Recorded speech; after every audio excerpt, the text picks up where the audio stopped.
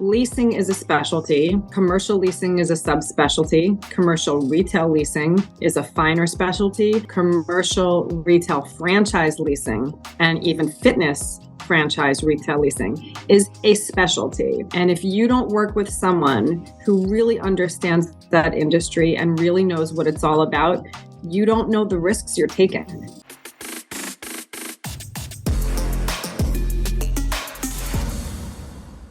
Karen Abrams, welcome to the podcast. I think it's kind of like take two, right? For the listeners that know me, they'll laugh to know that I asked Karen a really in-depth question. She got about a minute or two into it, and I realized that I hadn't hit record. So apologies. Surprising to most people, as the production is so high on the podcast, they might be surprised to know I don't have a full team of people running this. It's literally just me. So there you go. But anyway, thank you for your patience. So psyched to have you. We had joked before, like I've never had an attorney on the podcast. You've never been on a podcast. So we get to be each other's firsts, which apparently is impactful. We'll never forget it. So welcome to the podcast, Karen. Thank you so much, Rick. It's great to be here.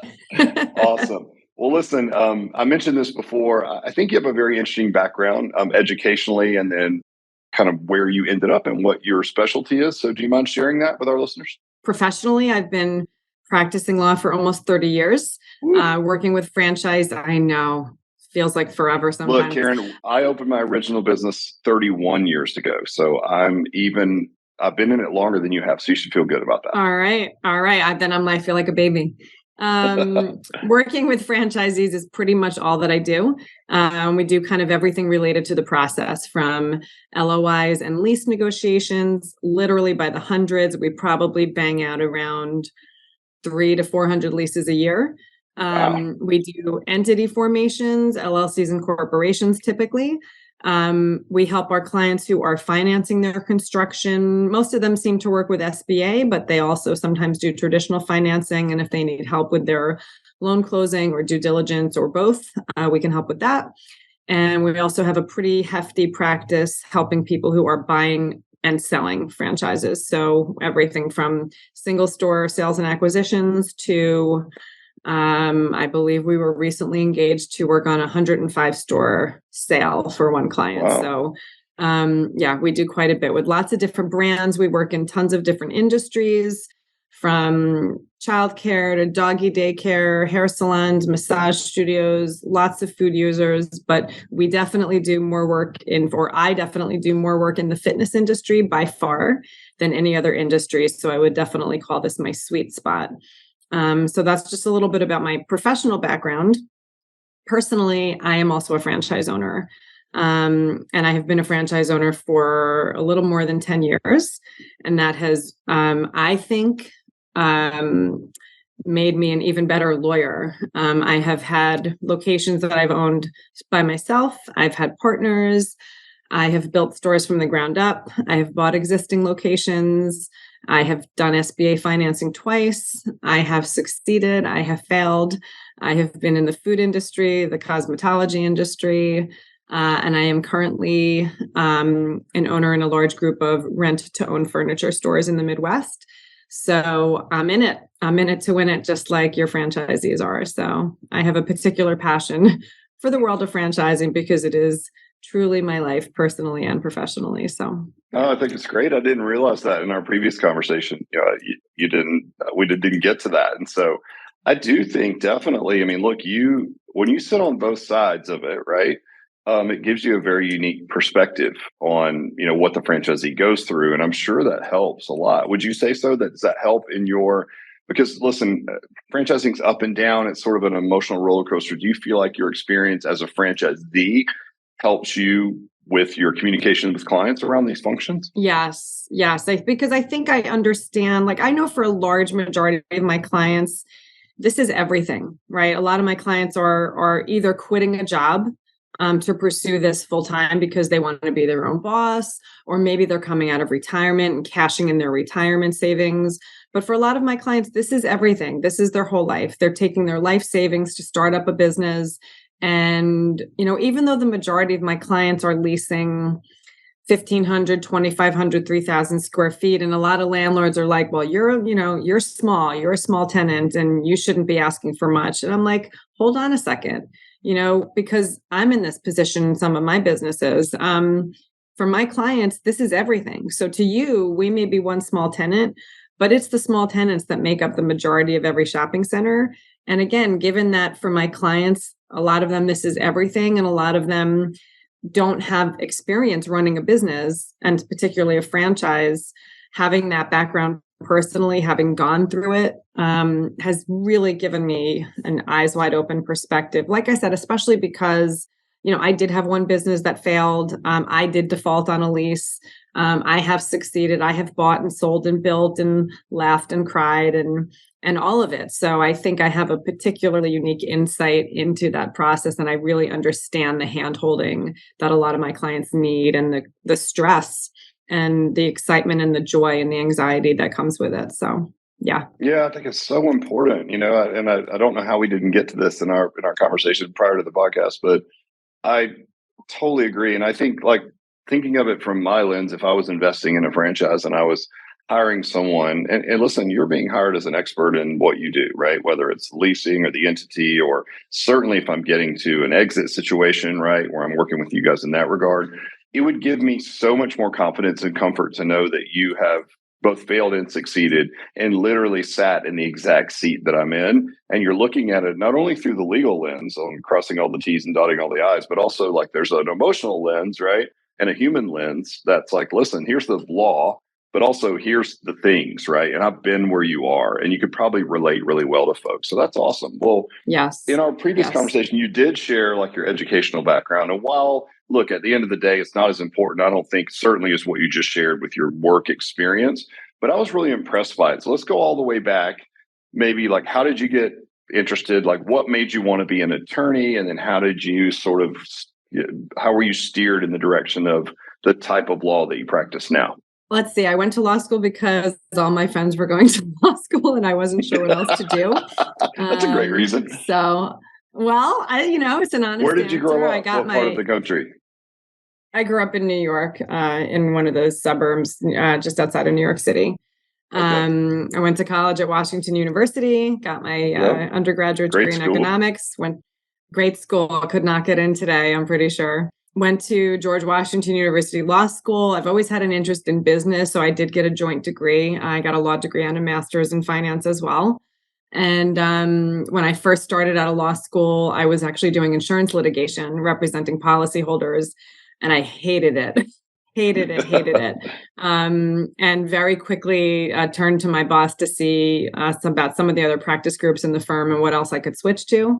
I started doing banking law. I was representing banks making commercial loans. And I was working in Washington, D.C. at the time, ultimately relocated to New York to be near family, New Jersey, actually. And the firm I started working for then, at the time, I was doing lending, but I also started to get my feet wet a little bit into leasing. And ultimately, I was working for a very small firm, and we were trying to think about ways to drum up business. And we wound up going to the franchise conference at the Jacob Javits Center in New York City. And I just started walking up to booths, to franchisors, just talking a little bit about, what do you do with your franchisees when they're ready to start negotiating leases? And I made one contact actually with Great Clips, the hair salon company. They started referring franchisees to me. And the more I started working with them, I was like, I think I want to do this too. And I wound up opening 2 Great Clips hair salons. That's how I first got my own feet wet into the world of franchising.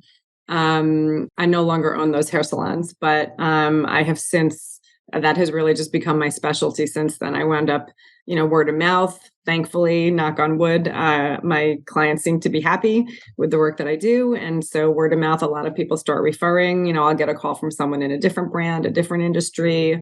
Occasionally, I get a call from a franchisor that might be new and growing. Oh, you were recommended to us by another franchise. I understand you do great work with franchisees, and we could really use help with that with our franchisees, and so on and so forth. So it has really just over the almost 30 years, kind of, I guess, unintentionally, or maybe at this point intentionally, created my own specialty. So that's how I kind of landed where I am now. No, it's really cool because it's funny, you're practicing a different type of law doesn't turn your gear, so to speak, and it's not very exciting. You just don't care for it. And there's got to be something there, like probably some entrepreneurial spirit or something, right? That really made you enjoy working with franchisors and franchisees and that whole landscape of getting people to, we always use the word freedom, right? It's like, hey, you're really taking this risk, but you're taking a shot on yourself. And buying a franchise is a massive shortcut, mitigates a lot of the risk by giving you a tried and true proven business model. But Absolutely. do you feel like some of that passion, do you have like entrepreneurship in your family? Is that something that you're just wired to enjoy? I Why think do you it's think you just had in such my a passion? blood. I Yeah. think it's just in my blood. Yeah. No. Well, when I first started franchising, I thought, oh, this is my exit strategy. This is how I'm going to get out of being a lawyer. I love it. I figured I was going to open, dozens of locations and be the largest Great Clips hair salon owner in the country and a former lawyer. That did not work out for me in that industry. But the truth is, the more I started working with franchisees, I really love helping people who, like I said, a lot of them are very green. And, other than the fact, some of them open a franchise because they're passionate about the brand. Other people open a franchise because it's just like we said earlier, they want to be their own boss and they've done research into what brand they think connects with them personally. But almost everyone has a passion in one regard or another, and why they chose that brand. And I love working with people and helping them to get that first location open. And then when they come back to me 3 or 6 or 12 months later and say, oh, my first location is going so great, I'm opening up another one. Or 5 years later, I've opened up, 4 locations and they're, I'm crushing it. And someone made me an offer I can't refuse and I'm selling. And then, those same people turn around and they're like, and now I'm going to get into this industry. Right. Yeah. So yeah, I'm very passionate about working with the small business owner, and seeing them succeed and kind of create their own path for themselves. Do you feel like that's mitigated your maybe you speak about like just lawyer in general, like, yeah, I could graduate, I could be like a rehabilitated lawyer, so to speak, right? But do you feel like being in a vehicle in an industry that you really enjoy, has it sort of reignited your passion for the law? Because you can take like, essentially you've got these two interests, right? It's like there's law, right? And there's probably some areas of law that wouldn't interest you, but then there's also entrepreneurship and franchising in general. Being able to marry those, has that mitigated some of your blasé feelings early on about the type when you were doing a different type of law? Yeah. Does that make sense? Yeah. No, Has it reignited your passion for law in general? Yes. Okay. Definitely. Cool. Yeah, no, I'm glad I don't do insurance litigation. That was definitely not for me. Reading, the fine print of insurance policies, that was not for me. Representing commercial lenders also was okay, but wasn't for me. Let's get more specific. Like, why would someone, and this may seem very elementary, but I think it's an important question. Why does someone need an attorney to review their lease? It's a great question. And I do occasionally get people who come to me and they're like, oh, my, brother-in-law who did my house closing is going to review my lease, or, oh, I'm just going to read it myself, or, whatever. But the truth is that it's such a mistake. And obviously I know this sounds self-serving, hire me, but whether you hire me or someone else, it is such a mistake to not have your lease reviewed by an attorney. This contract, this document is the basis for your entire relationship with your landlord. Most commercial leases are 5 to 10 years. Most are 10 years. And it's an expensive contract, right? You're agreeing to pay rent. You're agreeing to do a lot of things, but it's typically you're agreeing to pay at least a few $100,000 over many years. It's a complicated document that talks about so many things and things you're agreeing to and you're promising, and who's responsible if your air conditioning breaks? What happens if you want to sell the business? What happens if there's a fire? What happens if your rent is late? What kind of signage are you getting? In the fitness industry, you guys typically want the right to conduct presale, to sell memberships before you open. Is that something that's addressed in your lease? What happens if it snows? Do you have the right to have an assurance from the landlord that they won't lease to a competitor? What happens if they do? What happens If you default under your franchise agreement, does your franchisor have the right to step in and take over? There's so many things. So I always tell people leasing is a specialty. Commercial leasing is a subspecialty. Commercial retail leasing is a finer specialty. Commercial retail franchise leasing and even fitness franchise retail leasing is a specialty. And if you don't work with someone who really understands that industry and really knows what it's all about, you don't know the risks you're taking. And you may be fine, but maybe your lease says that when the air conditioning system breaks, it's your responsibility to fix it. And you didn't know that and you don't agree with that, but all of a sudden your system craps out and you're stuck with a $20,000 bill that you weren't budgeted for. Also, what sort of personal guarantee are you giving? Everyone gives a personal guarantee for small business owners. What sort of guarantee are you giving? What's your liability? Does it ever go away? And as importantly, what happens if you sell your business? Does your guarantee go away? A lot of times the answer is no. At least that's what a landlord wants. So not working with a lawyer is so penny wise and pound foolish. It's not just that you're agreeing to pay a few $100,000 on your lease, but you're spending several $100,000 to open the business. You're paying an architect, you're paying a contractor, you're paying your franchise fee, you're paying a build out expenses, you're paying so much money. Why would you nickel and dime and choose this as the place to save a few $1,000s? It boggles my mind. So to me, it's just a non-starter, just not the place to cut corners. Yeah, no, I would 100% agree. I think you just scared the crap out of everyone listening. Here's 5,000 things. Well, that was actually going to be my follow-up. So maybe you missed something, and I know that, we don't want to fearmonger folks and come up with worst case scenarios, but I do always find it interesting whether it's like industries that might not seem like super dynamic. It's always fun to talk to someone like yourself. Same thing, like we have a really dynamic, fun insurance broker, right? That we work with. That's our preferred vendor as well. And he's got all these great, interesting stories. And so, obviously without stepping into something that gets you into trouble, do you have any examples of things that maybe you've done or maybe people that didn't hire attorneys that would be cautionary tales for any of our listeners? Yeah, for sure. Yeah, just I definitely anything that comes to mind. Again, and for anybody listening, not to scare you, but I think what you just said, the answer to the previous question I thought was very succinct and dead on. And I would totally agree. I mean, why not spend whatever they need to spend, to hire an attorney if you've got a couple $100,000 investment and little surprises. And I've seen these things, before we came to franchising, we licensed our systems to 2,500 clubs worldwide.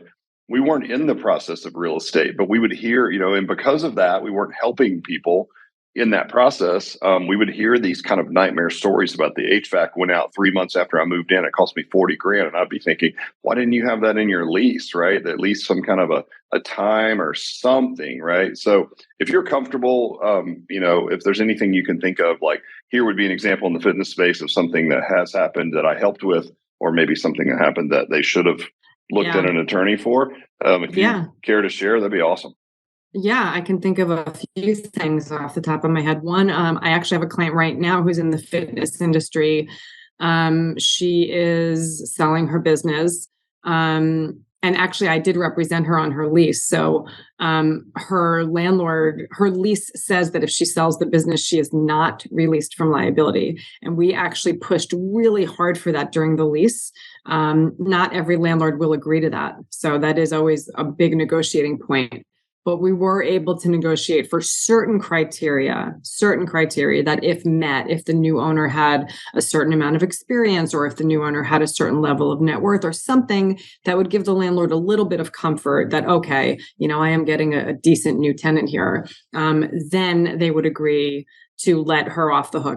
And so they did during the process agree on the first time, and then they will release her. Whereas originally they had wanted her to stay on the hook indefinitely. And if you think about that, let's say you're running your business by your business, and 3 years from now, I do a crappy job and I'm running the business into the ground and I default. Do you want the landlord to knock on your door for you to pay up on my default? No, nobody wants that.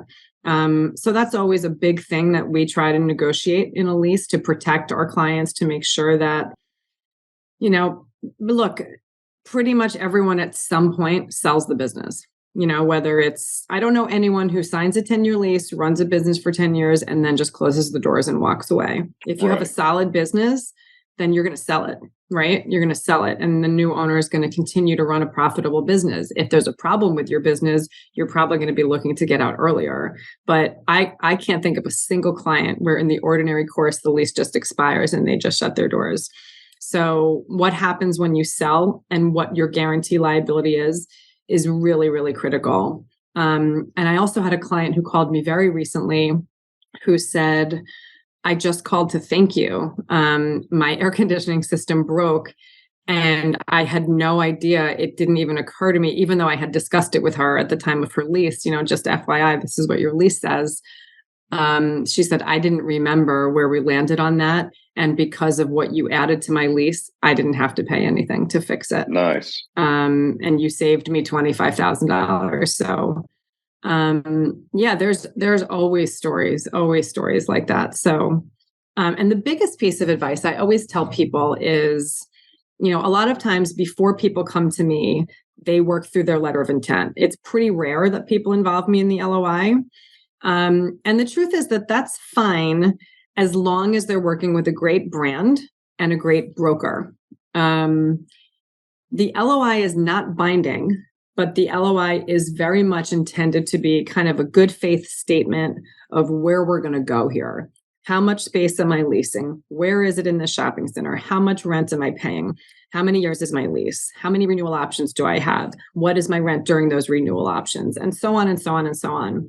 And I always tell people, it is incumbent upon you, the client, the tenant, to make sure that you understand your letter of intent before you go to lease. Because even though the LOI is not binding, it is, as I said, intended to be a good faith statement of where we're going here. And I can't tell you how often people come to me, they say, here's my LOI, here's my lease. And I read the lease and I'll say, okay, I read your lease. For example, I read your lease. This is what your guarantee says. This is consistent with your LOI, so I didn't try to change it. And they're like, what? I don't agree to that. I'm not okay with that. And I said, well, you agreed to that in your LOI. And they said, well, I didn't understand that and I'm not okay with that. And then I have to go back to the landlord and try to renegotiate that.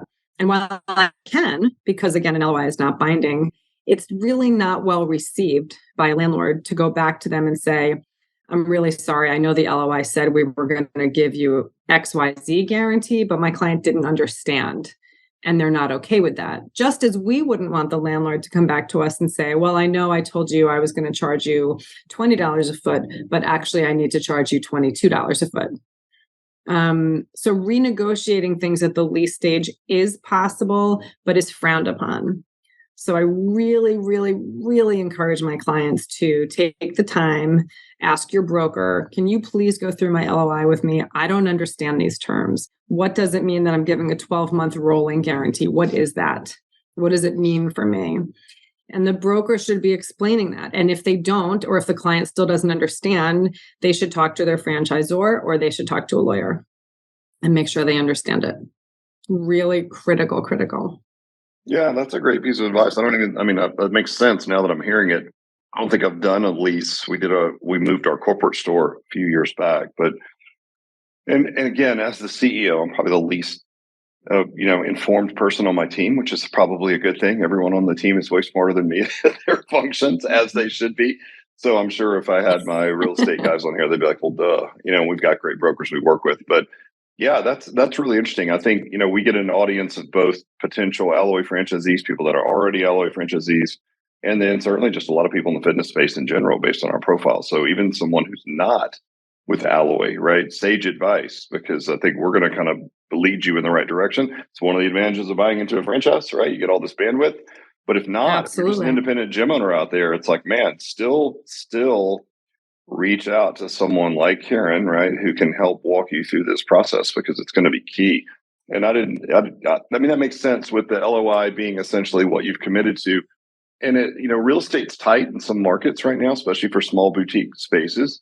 So the last thing you want to do is sort of agree to an LOI in a space that's highly coveted and very competitive to lease, and you agree to an LOI, and then you get to leasing and you start changing all the terms, right, of what's in the LOI. You run the risk of losing your lease, and you don't want to do that because then you're back to the drawing board, right? So Absolutely. and like, look, you're the customer, I get that, but like there is this dance between like how much inventory is in the market, how does the landlord view you? I mean, and then you're the customer, but there's a healthy friction between those two.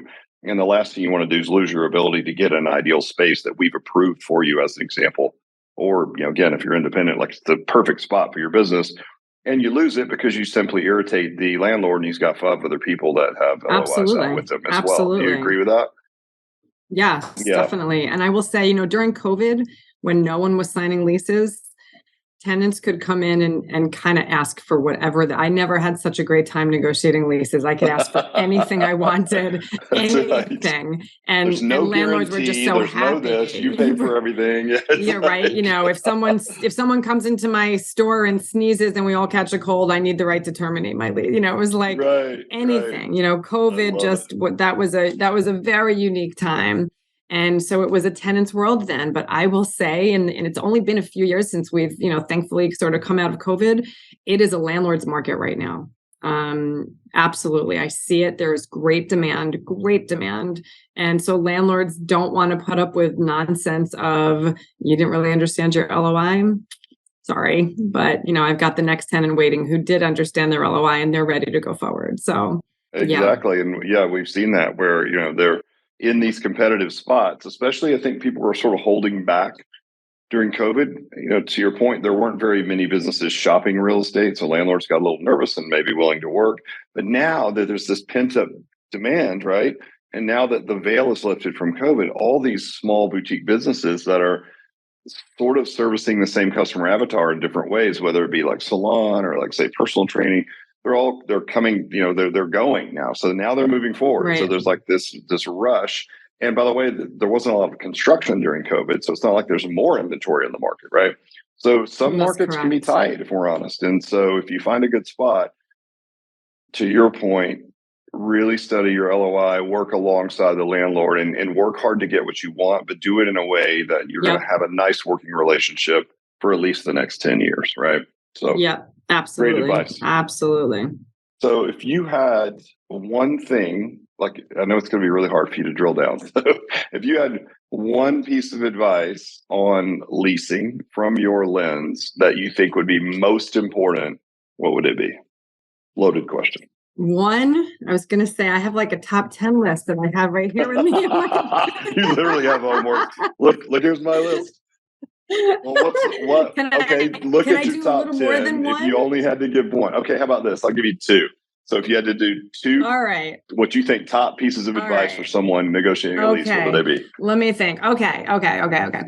I think the first thing I would talk about is the personal guarantee. Right. Okay. Unless you are, Pepsi or Amazon or Anheuser-Busch or, Barnes and Noble, unless you're a big tenant with very deep pockets and a long history, you are going to have to give a personal guarantee. It's just part of the package. And it's something that you need to understand. You need to understand what that means. No, it doesn't mean that the landlord can come and take your house. They're not slapping a mortgage on your house.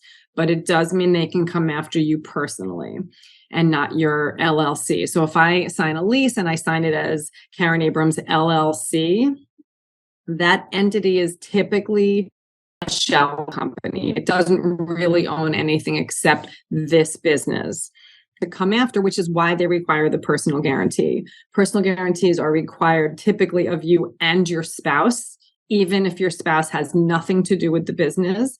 And the reason for that is kind of obvious, right? If I take all of my assets and I put them in my husband's name to make sure that if someone comes after me, I've got nothing to give you, that's the very reason. So landlords require you and your spouse. So you just have to know that you have to give one. But what are the terms of that guarantee? Is there a limit on how much they can come after you for? And the answer is, this is to be negotiated during your LOI. And the answer is it depends. People always say to me, what's standard? There is no standard. But I will tell you the things that factor into the guarantee have to do with what is the condition of the space when you get it? Is the landlord doing any work before they hand you the keys? And or are you getting an allowance? So let's say the landlord gives you a vanilla box, okay? And they give you $25 a foot in an allowance. That's all costing the landlord money, and they're not doing it to be nice. It is in your rent, okay? Your rent is higher because the landlord's doing these things. But let's say you default. Well, they're not collecting on the rent. So they want a little more teeth in your personal guarantee. So the more the landlord spends, the more they're going to want from you in the way of your personal guarantee versus a deal where, for example, if you're taking it totally as is, you sign the lease, you take the keys, the landlord does no work and gives you no allowance, your rent will be lower and your guarantee should similarly be lower because you're taking all the risk, you're doing all the work. And if you were to default, what is the landlord really out? What have they lost? They paid a broker for sure, but they didn't pay an allowance. They didn't spend any money doing build out. So that in that situation, the risk is more on you. And therefore the guarantee should be more limited. So you need to understand what sort of guarantee are you giving? Is it a full guarantee, which means theoretically you're liable for up to the rent for the entire lease term? Is it a rolling guarantee, which is a very common term, a 12-month rolling guarantee? That means a 12-month rolling guarantee means that when you default, your maximum liability is 12 months of rent, and then you're done. So these are terms that are very, very critical to understand before you get to lease. So I would say understanding the terms of your personal guarantee are critical. And in connection with that, what happens to your guarantee if you sell the business? As I mentioned earlier, most landlords say, well, Rick, I like you. I read your resume. But if you decide you no longer want to own this business and you want to sell it to John Smith, I mean, I don't know John and I didn't approve John, and you can sell it if you want to, but I'm not agreeing to let you off the hook. So those are tied in because then the landlord is expecting that your guarantee will continue. So those are very related points and critical to understand during the LOI process. So I know that was a long answer, but these are the reasons I think the guarantee is critical. Right. So that's yes. just one, right? That's just one. That's a lot. I threw in a few different things, but that's really the biggest thing. And I think the other thing, well, sort of related, what happens if you sell the business? I think that's related to the guarantee, right? Most of my clients who own franchises are most likely when they sell their business to be selling it to another franchise owner, right? If I own an Alloy personal training, I'm not selling it to John Smith, who's going to take the Alloy name down and run it as John's personal training. So most likely it's going to be sold to another owner of the same franchise. So ideally you want the ability to do that, to make that transfer without the landlord's consent. I will tell you, landlords always push back on that. And they say, well, we want the ability to approve a new owner. Just because Alloy approved John Smith to own an Alloy doesn't mean that we would approve John Smith to be our tenant. But that's always a push and pull. So two separate points, but also very related. The right to assign the lease, transfer the lease, and your personal guarantee are very related. Awesome. Sage advice. I appreciate it. This is way more interesting than I thought it was going to be. I told my husband I was giving a podcast on leasing, and he said, "Who's going to listen?" I said, "A lot of people." Yeah, look, hey man, it's a critical function. It doesn't have to be boring. I thought you gave very clear advice to anyone listening. It's kind of like, and overwhelmingly what I would hear if I was just listening, if I was a potential Alloy franchisee or just an independent gym owner of some sort, that look, it's really important to have somebody that really knows the space, and it can protect you in the long run, can save you a ton of money. That's probably key, right? That's why you're opening a business at the end of the day, is to, certainly for our business, altruistically, you want to help people and you got purpose in the business. That's really important. But ultimately, you have to get return on investment, and to mitigate your risk by hiring an expert, especially you specifically, Karen, who's an expert not only in in leasing, but like you said, it's like it drills all the way down to like boutique fitness leasing, right? Like that's in a franchise structure. That's a very specific track, and that's what you spend a lot of time doing. So I am very excited, to have you. So anybody that's listening, Karen is our preferred vendor in our vendor suite. So I'm sure as we mature, we'll have people reaching out about, selling or whatever those things are, right? Since you could handle all of those functions. So I'm excited about that. Now for anybody listening that's with Alloy or considering Alloy, once you're on board, Karen's contact information will be listed in our platform. So she's under our preferred vendor platform, so you'll be able to find it on the LMS. If someone's not with Alloy and they're just listening to this and they're an independent owner or they're thinking about opening a business, specifically a gym, how would they get a hold of you, Karen? People can call me or email me. My email address is Abrams, that's KABRAMS at ParisAckerman, just like it sounds, .com. Or people can always call me at 973-868-6333. And in the show notes, you guys, and Karen, this is good for you to know, I'm going to post all of your information there. So, we're on every platform from YouTube to Spotify and Apple, iTunes, everything else. So I'll post all of your information in there. So anybody that listens to the podcast will have links to be able to click and get a hold of you. And I've really enjoyed it. And thanks for being my first ever attorney. And I'm really honored to be your first ever podcast. I think we did really well. Thank I think you. There's something here. I think we'll have so. you back on. I hope we get to do a ton of business together. Way more interesting than I thought talking about leasing. It really was. So thank you for making it fun. And I'll look forward to working with you in the future. Ladies and gentlemen, Karen Abrams. Thanks, Rex, so much. Appreciate it.